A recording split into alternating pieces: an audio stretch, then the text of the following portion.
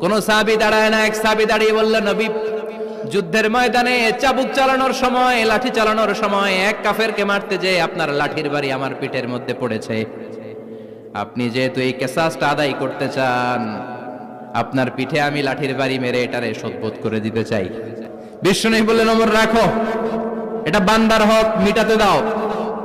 বিশ্বনবী বললেন, আসো, তুমি এসে আমার পিঠে লাঠি দিয়ে চাবুক দিয়ে বাড়ি মারো। সাহাবী বলে, ও নবী, তখন দুর্ভিক্ষের সময়ের যুদ্ধ ছিল, আমাদের গায়ে জামা ছিল না। যখন আপনি আমার চাবুকটা পিঠের মধ্যে মেরেছেন, আমার পিঠে তখন জামা ছিল না। আপনি যদি যথা নিয়মে কিসাসটা আদায় করতে চান, আপনার জামাটা খুলেন, খালি পিঠের মধ্যে বাড়িটা মারিস।